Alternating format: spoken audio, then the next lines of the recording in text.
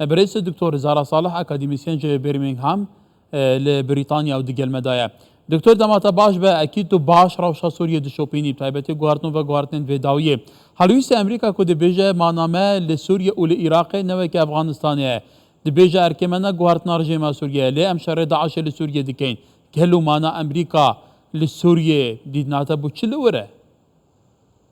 بله سلاف بوتا بو حمو کارمندین کوردستان 24 هلبت و بنرانا هلبت او اخافتنا جهود بخوا راستا افغانستان روشاوي گلکی جدايا روشا سوريا وعراق جي جبر دركتنا امريكا افغانستاني بري دونالد ترامب او پیمان امذكر بو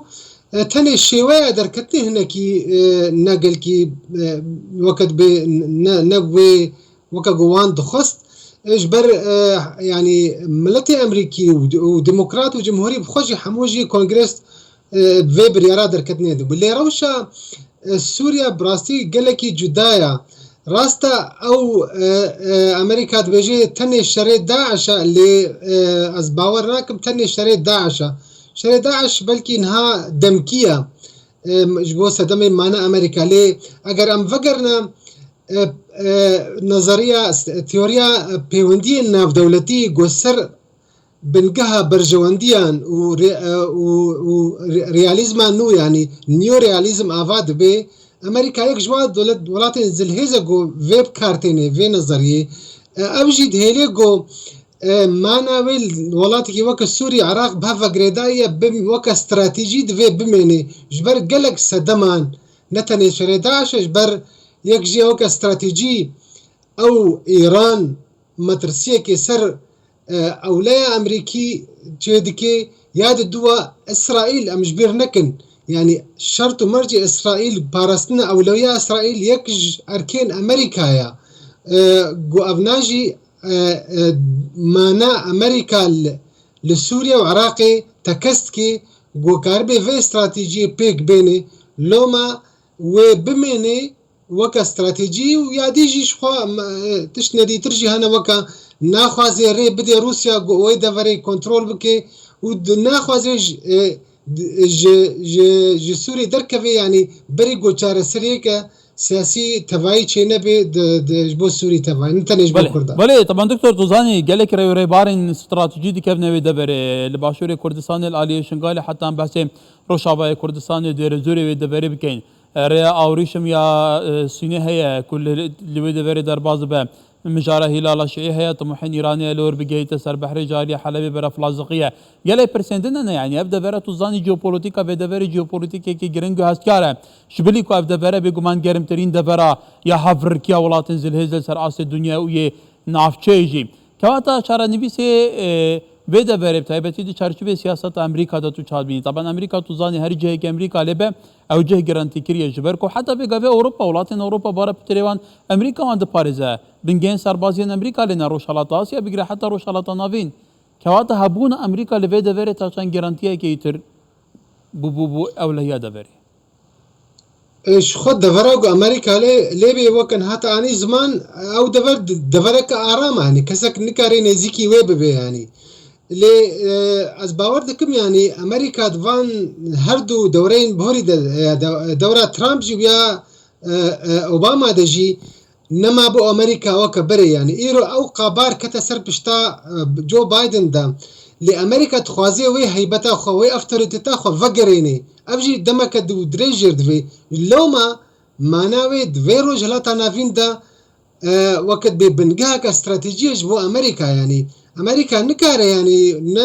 نوك افغانستان يعني روشا افغانستان براستيجي قلكي جدايا يعني تجاري ام دفي ام ندن برهاف يعني مترسيها باللي ليتشهيا ديت دزمانه برجواندي هذا دفي دايفن مروب الترناتيف جي حسابي الترناتيف كي غوروجا كي او دفر امريكا البرنامج اللي نبوي شويه يا قرت بالا خو بدي ايرو امريكا لوال هيزين نافخويد قره يعني ايرو بيش مرقا يعني هيزين عراقي يعني هيزين سوريا ديمقراط هيزين كردي لروجافاي كردستاني بو او كارن بوي اركين لشكري بيك بينن بيجو لشكركي أمريكي الورهبة يعني صد شورمندن أمريكي لويدا فري هبن بسا أفهبونا أمريكا أفناد أفد هيليجو كاري أمريكا واستراتيجيوي هسام بالفادا فرا وبمني لوما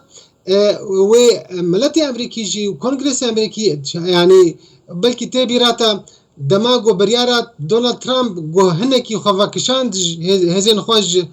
وريدا تركي روجافا تدي تشاوا يعني بتوندي هات رخنا كرن يعني إيرو ند دواري جو أبدا بيفالا كرن جهزين أمريكا جبر جلك ستمان جون هات تجي جود مجينها عن زمان أفجد بيجي أزباوردكم درفتك جلك باشا جبو كرد في هبونا أمريكا فاصلين نهادا وصالن بيدا جو هزين خو أفابكن يكتيا خو أفابكن دەستکەفتنە باش بخن دبۆ چارەنوی ساوات هەندروی سووری دەبەری گۆ چارە سەریا بله دکتۆر لێ پێشهاتێن هەنە طبعا پێشهاتێن و یەن کوردان هەنە چقاس ئەمریکا لەوەر بە کوردان بپارێزاوێ دەبەرێ بپارێزەوەی دیفەکتۆی هەی بپارێزە لێ کورد لە دوجی هەبن بە نمونەیەکیش بەرپرسێن بڵندێن ڕێبەبەریا خەسەر دیگەل چاپەمەنی ئاخف دیە ئەنە کەسێ تومەتبار دکە کو تورکیە لێ پشتاوەیە و تورکیە نایلە vegere sermasaya diyaloga Kurdî ev diyaloga pêk were ene kesî jî peyê tûmetbar dike ku ew bi cidînîne ku ev diyaloga serkeve berdewam ofîsên wan dişewitîne kadirên wan digire û digel rejimê jî tensîqeka wê ya rastexwayê kewata aliyên Kurdan jî bi vîya wayî teamülê digel waqeyê dikin qet hebdû nagirin stratîjeke hebe şêwanîne kewata ev vedî çand me tirsî begel û Amerîka jî çi qas li wir be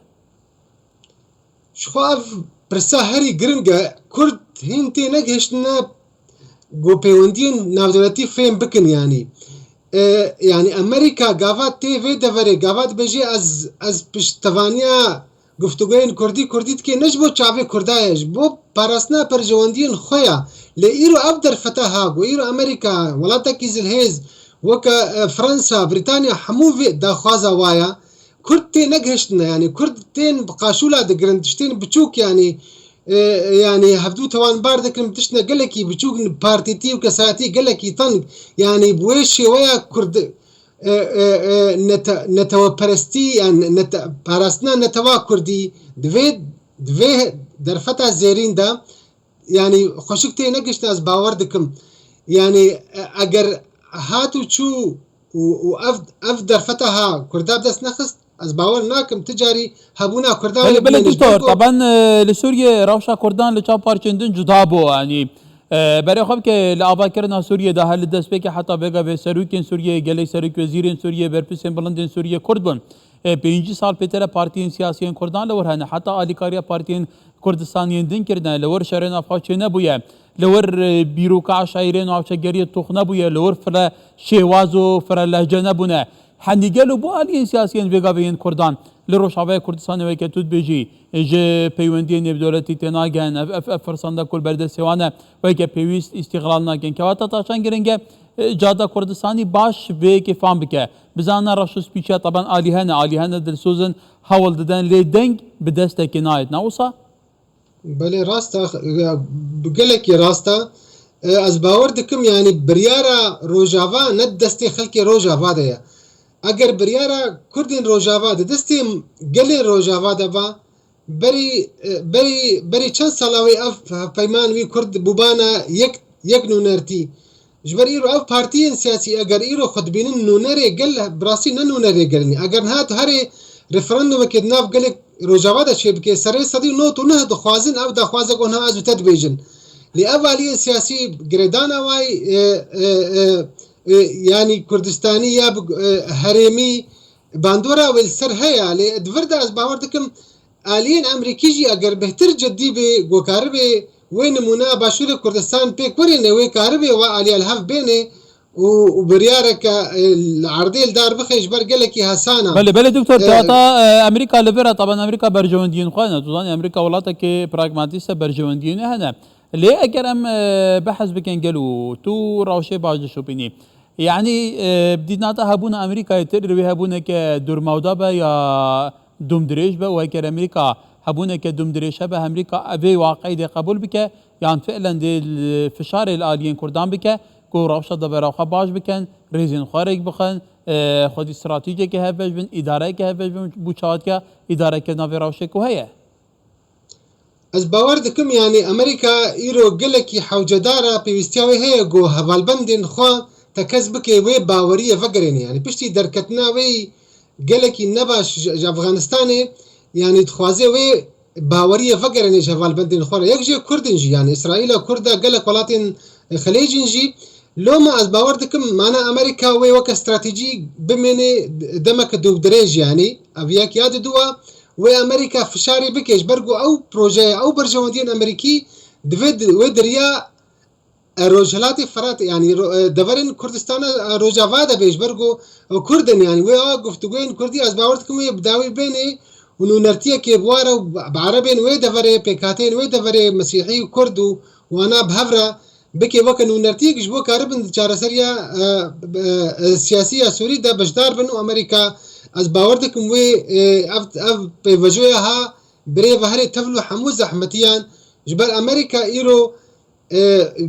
بو وی افتشت گرکا براستی یعنی افتشتها جبرگو یاد یجی وکبری من هم گوت امریکا هبونا وی گلکی راحته و حسانه چل باشوری کردستانی و چل روجاوای کردستانی جبر یک عسكر لشکری امریکی الواده ورانه هاتی کشتنو بریندار نبوه حتى رجاء ايرو وامريكا تاني هبونا بشويه كبتشوكا وافتشتها يعني حمو رايا قشتي امريكي في استراتيجيه جو بمن لو ما از باوردكم غريكا كرد ميجي خو شعبي خو فكن وبس يعني بله دكتور طبعا داخوانين نوين امريكا هنا قنصل امريكا لهوليري قدبو حتى بزمانك زلاله كردي قدبو قلتي مجار افغانستان وعراق سوريا الجماعه وكأردو أسمانا لك فرقه حتى قلت لأمريكا شاوى برتقال وسيب نوى كيفن لفرجي روش نوى كيفن طبعا أبا داخوانيين بربسين أمريكا نتدي جيجري وزير در بجي بيجا أمي لفان هردو ولاطا بمينين كواتا دو شارچبه فمانا هيزن أمريكا حتى جارك شاف ديركي لأمريكا موارقد بوم قلت باش هيزن لشكرين أمريكا إن شاركر نامينن أو بيكني قلت هيزن مادام هيزن أمريكا هنا هيزن سربازيها مشاركرين قالوا أو اتفاق في شردكه كواتا بمينن نامين ما دام تواجد امريكا لدفره خلاص تجي قالوا هيك فعلا امريكا بمينه بلي وكان ها برين هاجي يعني مانا امريكا قال لك هسانه يعني جبولوجي از باور دكم يعني مانا امريكا وي وك استراتيجي بمينيد وي دفره داش برغو هبونا امريكا دروجلاتا نافين دا نتني ايرو كردنج برغو وك استراتيجي او رياغو دفرق امريكا لي يرو الباشور الروجافا و استراتيجيا و بيك بينج بو قالك انين امريكي ولاتن دنرا يعني برجوندي و تي باراستن دفردا از باور دكم يرو كرت خوشك دفي بخوينن و دفي يعني ريفا بريا خسر بري انا كسي فيدشتي خوشك بزان بيش برغو ريل بيشياوي نما ريفا بريا خسر وگر پشتوانی امریکا و درکتنا امریکا یان جیت وگر جم رژیم روسیا یا رژیم ترکیه رکبریا سوریا حموجی دجمناندی و بتول هلداري الهيفيا كردانا دويري فبريجي بيوندين خباش بكي بحمو عليين ديرا وبنرمتي في واقف تقويا بداوي بينن قريبستك جفاكين نول دار بخن جو سر بخوبه يساس ركبه او گرتین سیاسی نمینن آزادیا گوتنه پیدوین جیانی نان و کارو و آتشتی و حمو بین پیدا کرن او نه حمو شخص جیانی نه